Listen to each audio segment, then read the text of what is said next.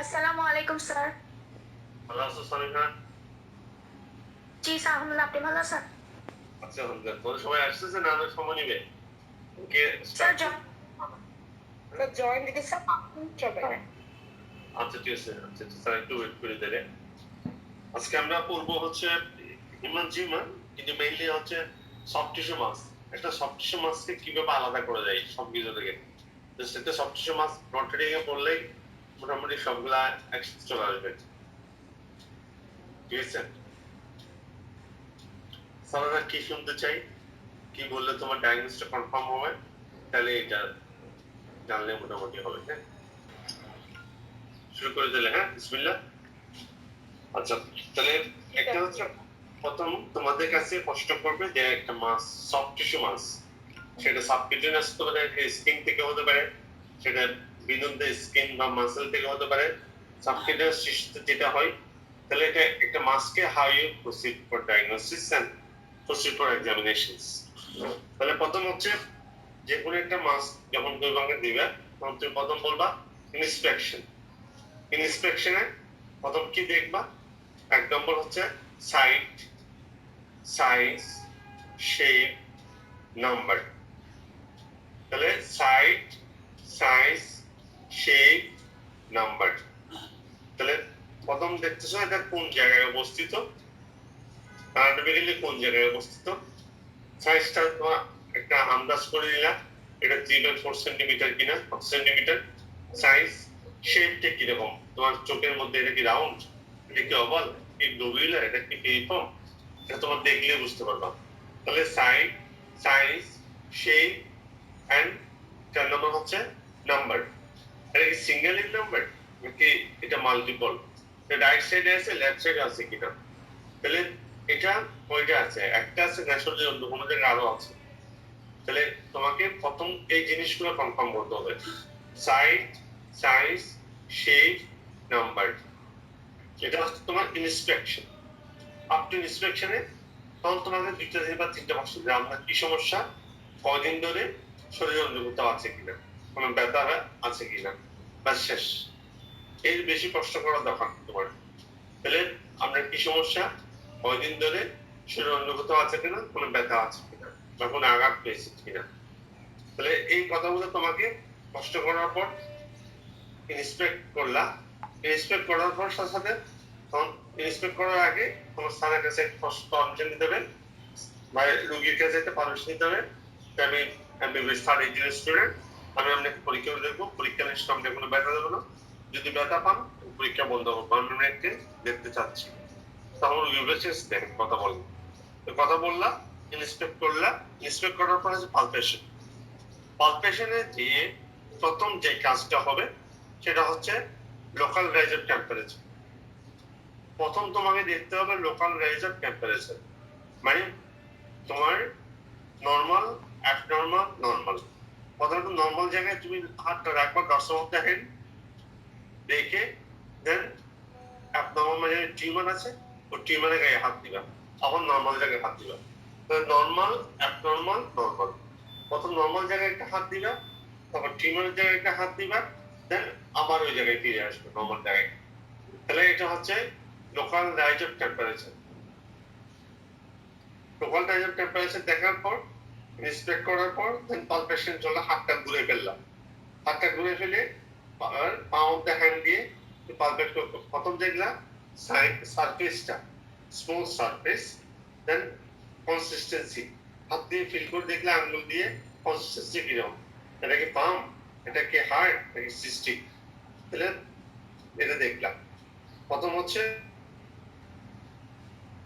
Surface থেকে smooth কিনা, consistency. তারপর দেখলাম fixed over the skin, overline স্কিনের সাথে কি ফ্রি কিনা, ফিক্স কিনা, অথবা আন্ডারলাইন স্কিনের সাথে ফিক্স কিনা, ফ্লাকচুয়েশন পজিটিভ কিনা। তাহলে এই কয়টা জিনিস তোমাকে দেখে নিতে হবে। তাহলে প্রথম হচ্ছে সারফেস, স্মুথ সারফেস, কনসিস্টেন্সি। তারপর হচ্ছে সলিড আর সিস্টিক। তারপর হচ্ছে এরপরে হচ্ছে overlying skin, underlying structure, margin, edge, সাথে ফ্লাকচুয়েশন পজিটিভ কিনা। যদি সেটা লাইপোমা হয় যদি সেটা লাইপোমা হয়, এখানে লাইপোমার এখানে টেস্ট করতে হবে, নাম হচ্ছে স্লিপ সাইন। লাইপোমা যদি হয়, এটা হবে slip sign. Slip sign is positive. ওর একটা আঙ্গুল দিয়ে তুমি দেখা দিবা, ওই লাম্পটা তোমার সরে যাবে, তাহলে এটা স্লিপ সাইন ইজ পজিটিভ।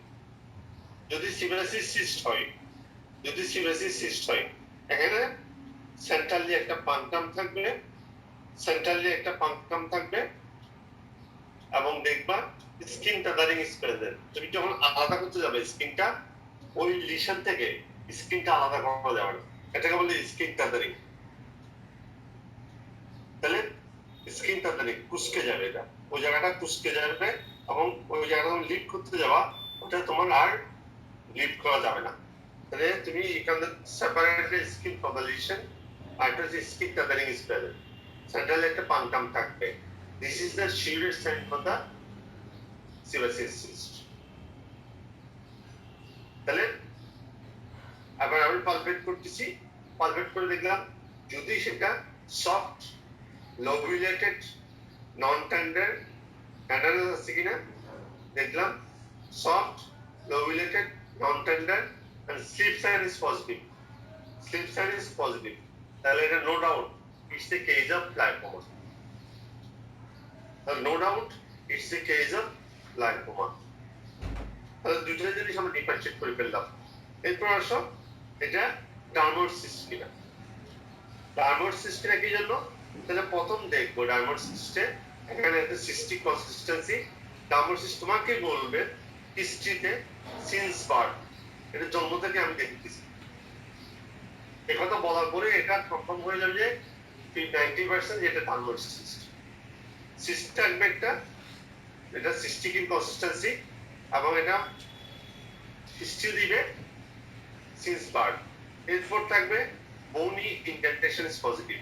তুমি যদি একটা ওই সিস্টের ওয়ালের ওপরে একটা আঙ্গুল দাও, তোমার নিচে একটা বোনি গ্যাপ তুমি ফিল করতে পারবা, এটাকে বলে বোনি ইনডেন্টেশন ইজ পজিটিভ।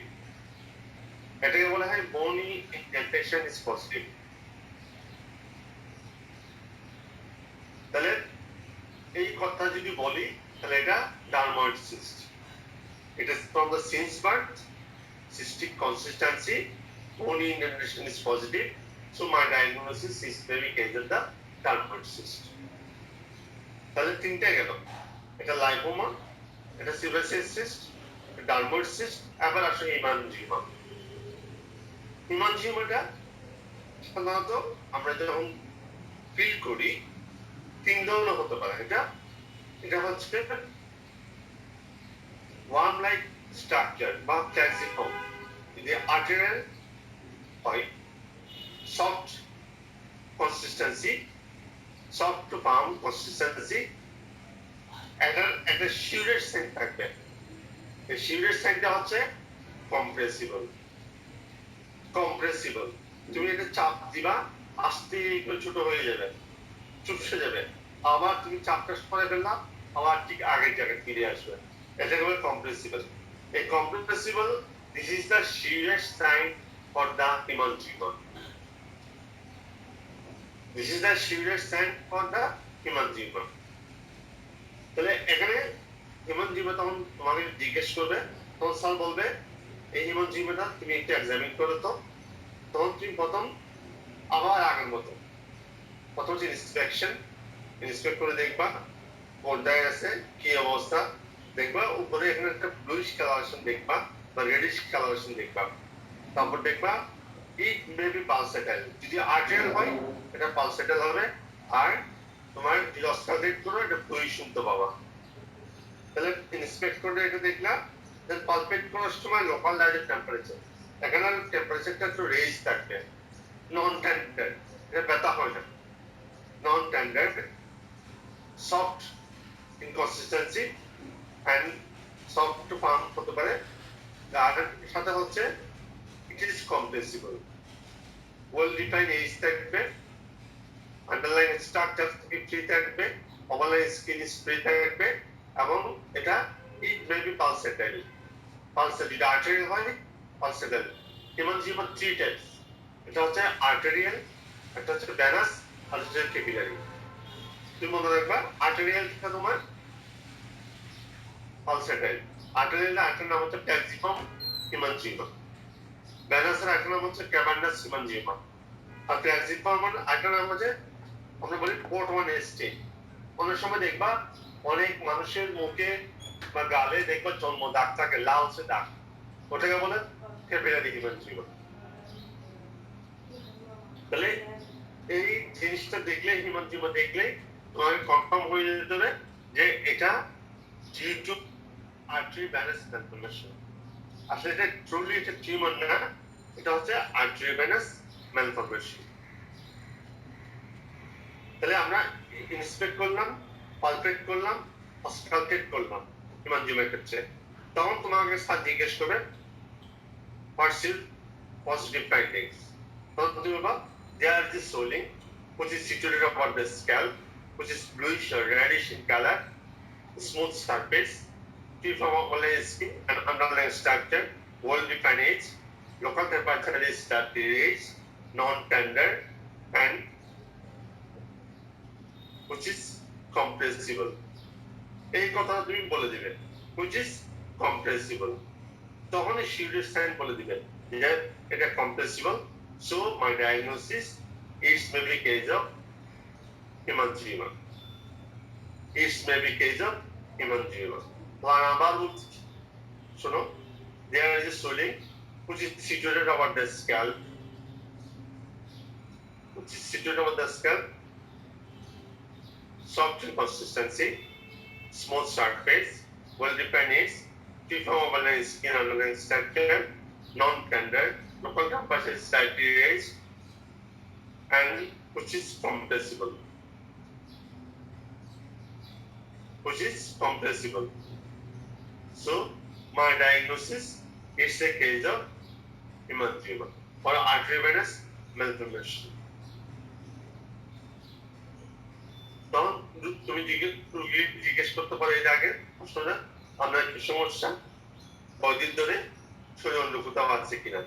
অনেক সময় রোগী বলতে পারে জন্ম থেকে হতে পারে, হ্যাঁ এটা কি কনজেনিটাল হতে পারে।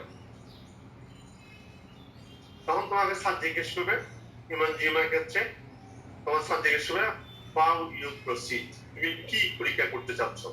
তুমি বলবা sir I will do one vascular doppler study. এটা হলো vascular doppler study.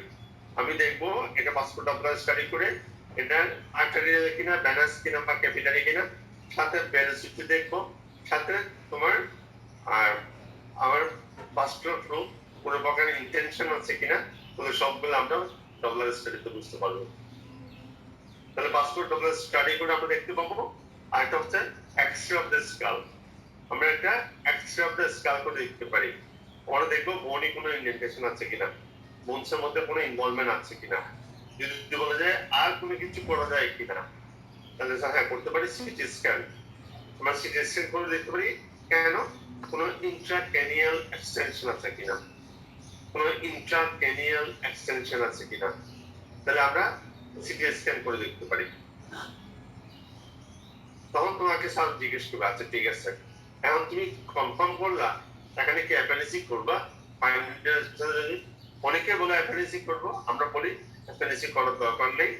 Sir appendix করলে ব্লাড প্রেশার থাকে, অনেক হিমোডোস হয়ে হেমাটোমা হয়ে ক্যালসিফিকেশন হতে পারে এবং এখানে লোকাল হেমাটোমা হয়ে স্যার কমপ্লিকেশন করা হতে পারে, সেজন্য আমরা অ্যাপেন্ডিক্স করি না, এখানে অ্যাপেন্ডিক্স করার বড় দরকার নেই। তাহলে তুমি বলবা I will do some investigation. এই ইনভেস্টিগেশন করবা আমাদের vascular doppler study, x-ray scan, CT scan.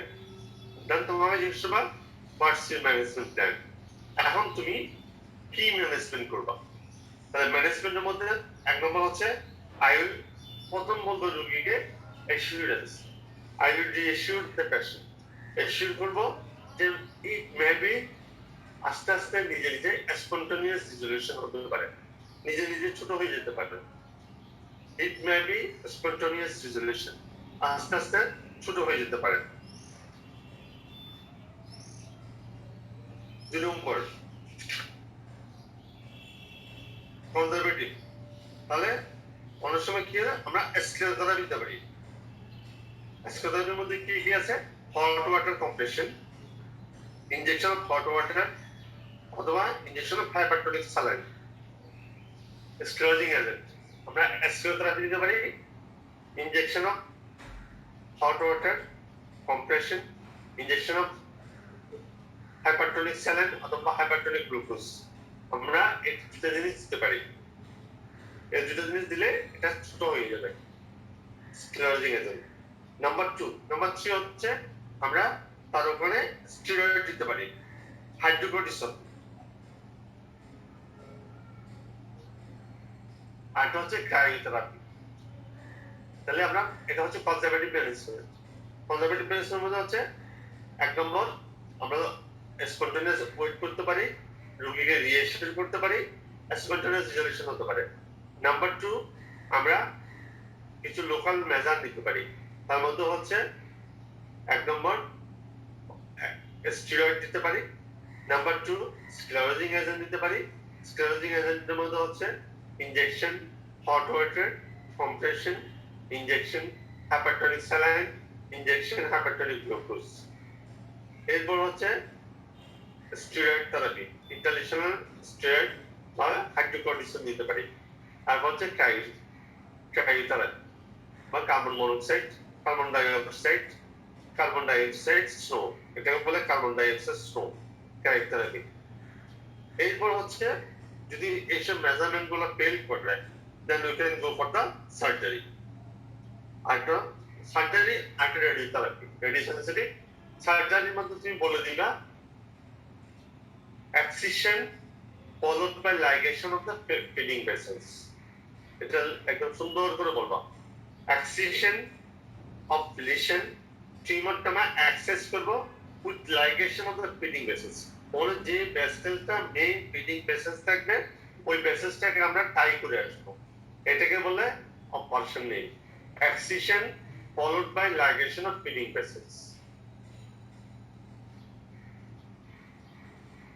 excision with ligation of feeding vessels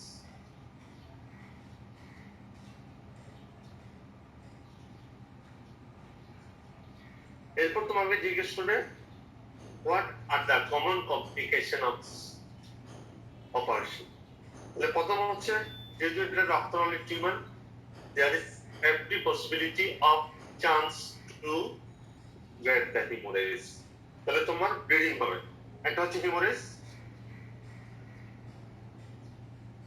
number 2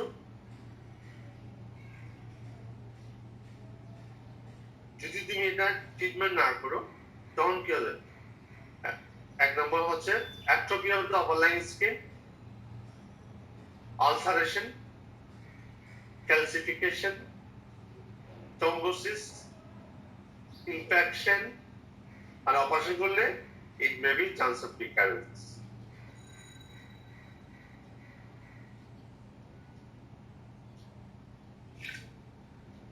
তাহলে অপারেশনের জন্য আমরা যেটা দিতে হবে সেটা হচ্ছে হেমোরেজ ইনফেকশন আর হচ্ছে রিকারেন্স আর যদি আমরা অপারেশন না করি তখন কি হতে পারে অ্যাট্রোফি হতে পারে of the upper line skin ulceration হতে পারে ক্যালসিফিকেশন হতে পারে থ্রম্বোসিস হতে পারে ইনফেকশন হতে পারে প্রেশার ইফেক্ট হতে পারে এই কথাগুলো তোমাকে বলতে হবে এখানে আরেকটা জিনিস তুমি শিখে যাও সাধারণত অনেক সময় জিজ্ঞেস করবে what is carcinoid syndrome what is cirsoid aneurysm what is cirsoid aneurysm CIRSUID cirsoid aneurysm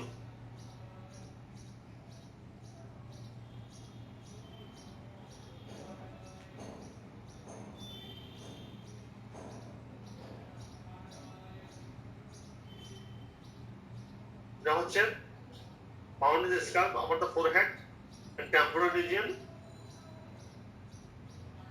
কি কি জিনিস পাবা কার্সিয়াল অ্যানিউরিজমের মধ্যে এটা হচ্ছে this is really congenital arteriovenous fistula where arterial blood flows to vein mainly আমরা ডায়াগনস্টিক ক্রাইটেরিয়া হচ্ছে কার্সিয়াল অ্যানিউরিজমটা এই কথাটা মনে রাখো এটা আমরা পাবো স্ক্যাল্পে temporal artery রিলেশনে থাকবে feels like a bag of earthworm তুমি মনে হবে যখন ফিল করতেছো একটা ব্যাগের মধ্যে কতগুলো কিমি থাকবে, যেরকম একটা ফিলিংস থাকবে এরকম থাকবে।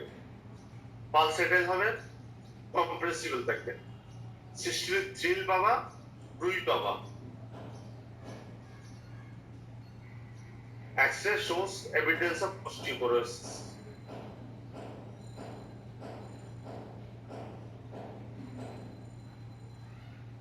তাহলে কার্সার অ্যানিউরিজম এটা হচ্ছে, এটা অনেক সময় আমরা পেতে পারি স্ক্যাল্পে।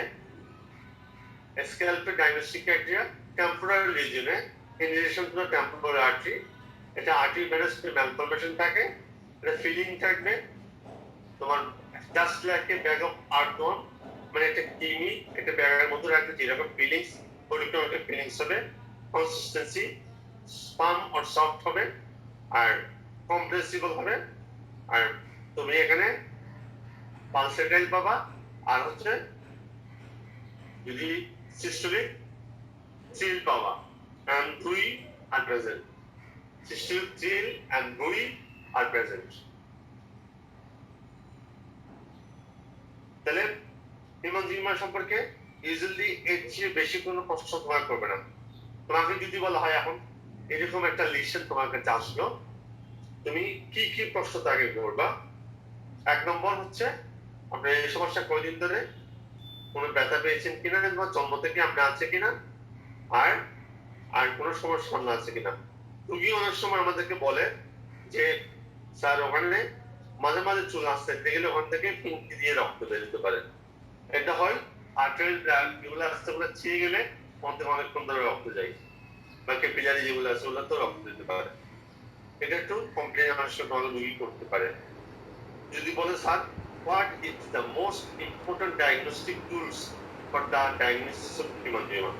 You know, sir, this lump is compressible.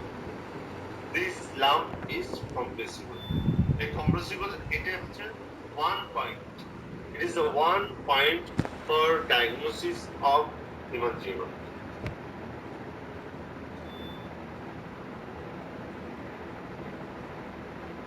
তাহলে আমরা আবার ব্যাক করে আসি। আমরা আবার ব্যাক করে আসছি প্রথম থেকে। একটা সফট টিস্যু লাম্প, যেমন একটা লাম্প দিতে হয়, ওই লাম্পটা সাধারণত কোন জায়গায়, where is the site, size, shape, number, এগুলো দেখার পর সাইজ, সাইজ, শেপ, নাম্বার, এগুলো দেখার পর তোমাকে দেখতে হবে, তারপর দেখতে হবে লোকাল রাইজের টেম্পারেচার, কনসিস্টেন্সি দেখবেন সলিড আর সিস্টিক কিনা, তারপর মার্জিন কেমন ওয়েল ডিফাইন কিনা, তারপর এরপর তোমাকে ওভারলাইং স্কিন আন্ডারলাইং স্ট্রাকচার গুলো দেখতে হবে। দেখার পর দেন তুমি পিকচার দেখলা। যদি লাইপোমা হয় তাহলে তোমাকে এখান থেকে স্লিপ সেন দেখে আসতে হবে। Slip sign is positive. যদি সেটা সিবাসিস সিস্ট হয়, দেয়ার ইজ সেন্ট্রালি পাংটাম থাকবে, centrally পাংটাম skin coloring present, skin cannot be separated from the lesion. এটা হচ্ছে sebaceous cyst, lipoma, sebaceous cyst, dermoid cyst. ওই তিনটাতেই তুমি একটা পরীক্ষার নাম বলবে, জিজ্ঞেস করবে how you perform in diagnosis. ওটা হচ্ছে FNAC, fine needle aspiration cytology. ওখানে লিখো dermoid cyst, sebaceous cyst, lipoma. ওই তিনটাতেই আমি একটা পরীক্ষা করব, ওটা হচ্ছে FNAC, fine needle aspiration cytology.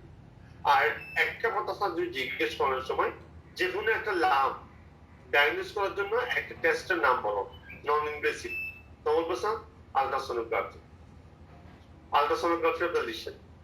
Ultrasonography lesion দেখলে এটা কি সলিড না সিস্টিক ওটা বোঝা যাবে, ওটা কি ধরনের কনসিস্টেন্সি দেখা যাবে, এটা কি আলাদা কোন স্ট্রাকচার সাথে ইনভলভ আছে কিনা সেটা মোটামুটি বোঝা যাবে। তাহলে আলট্রাসোনোগ্রাফি অফ দ্য লিশন। তুমি সাধারণত যদি জিজ্ঞেস করে how you confirm your diagnosis, তখন তুমি বলবা FNAC, fine needle aspiration cytology. তাহলে এটা গেল এফএনএসি করলে কি পাবা। এরপর তোমাকে জিজ্ঞেস করবে ট্রিটমেন্ট অ্যাকর্ডিং টু প্ল্যান। এখন যদি লাইপোমা হয়, লাইপোমা যদি বললে তখন বলবো স্যার এক্সিশন বায়োপসি। যদি লাইপোমা হয় excision biopsy under general anesthesia or local anesthesia. যদি সিভাসিস সিস্ট হয় excision biopsy under local anesthesia or general anesthesia. শুধু একটা কথা এখানে প্রশ্ন করে, সেটা হচ্ছে তোমার এখানে যদি তোমার এখানে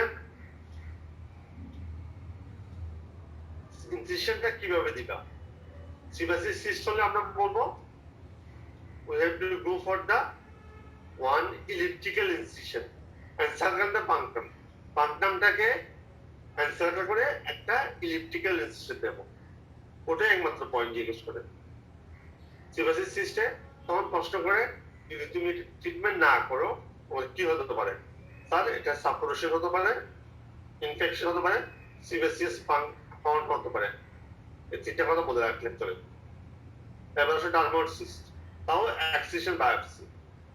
ফার্দার কমপ্লিকেশন লাইপোমাতে কমপ্লিকেশন হচ্ছে এটা ইনফেকশন হতে পারে, সিভাসিস সিস্টে রিকারেন্স হতে পারে, ডার্মোড সিস্টে রিকারেন্স হতে পারে, আর হিমানজিমাতেও রিকারেন্স হতে পারে। This are the common complication.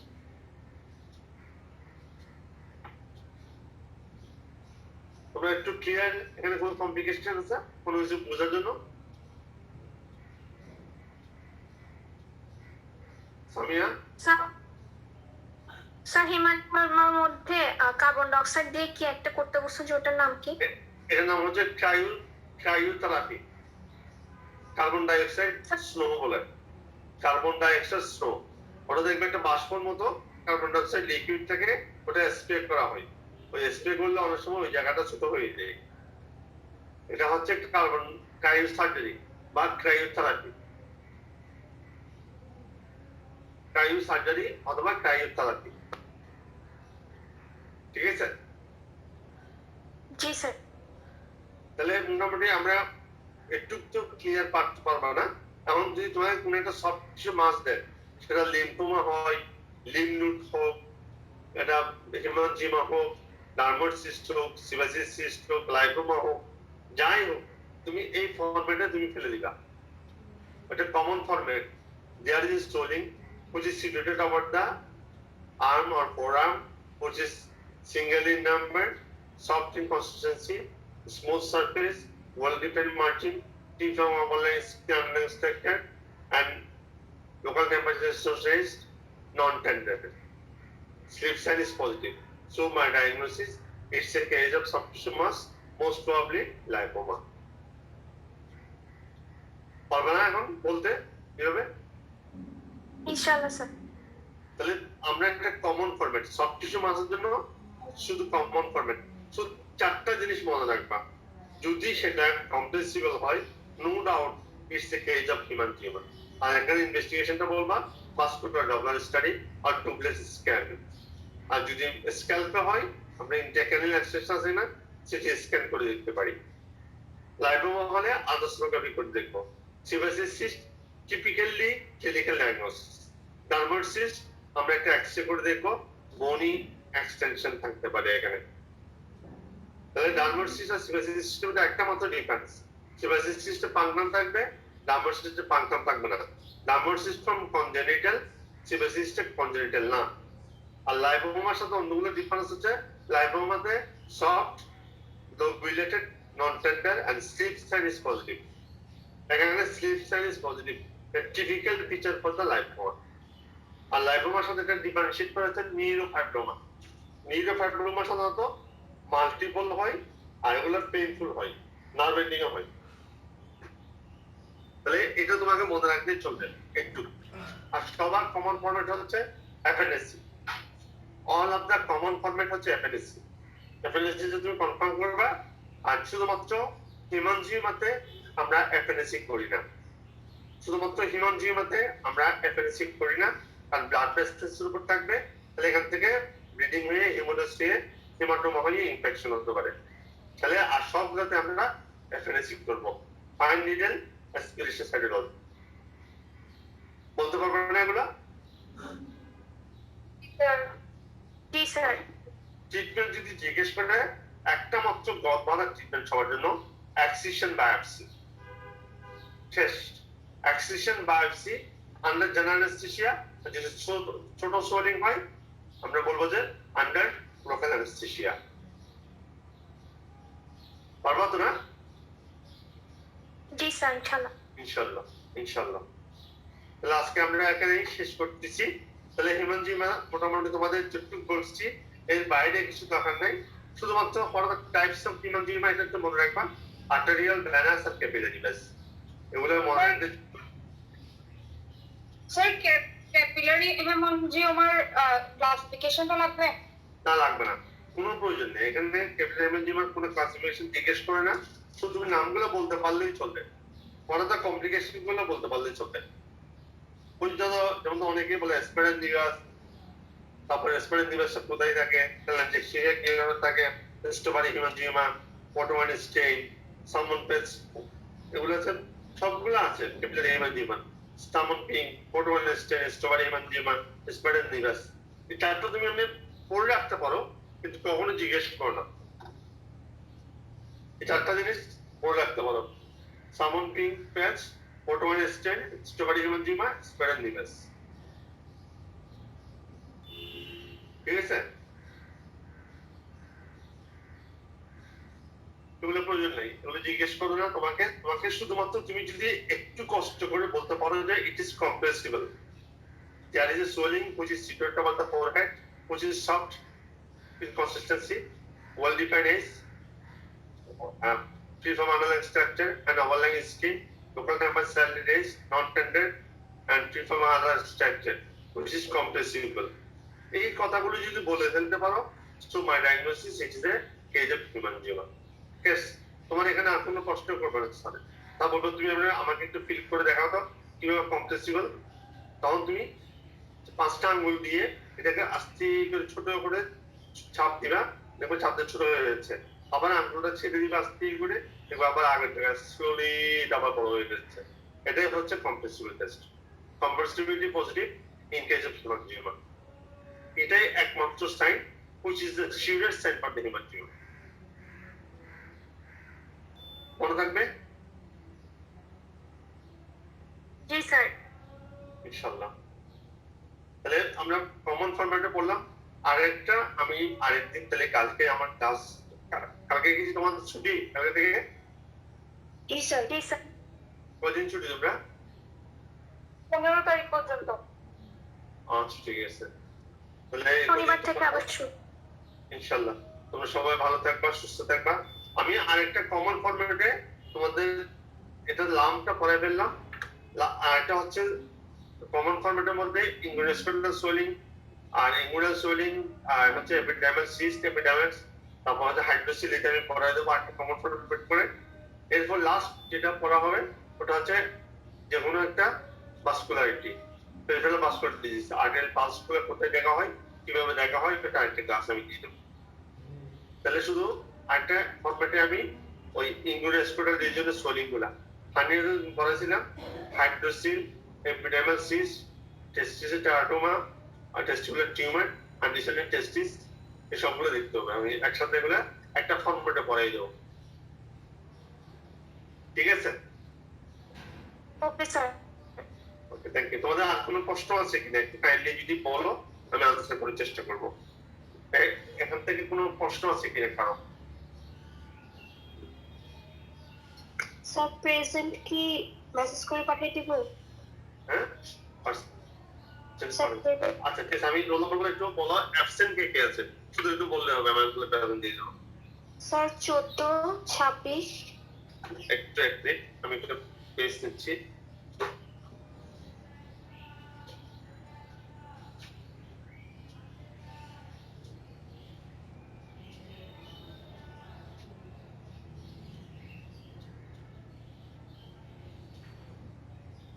তো 2026 না?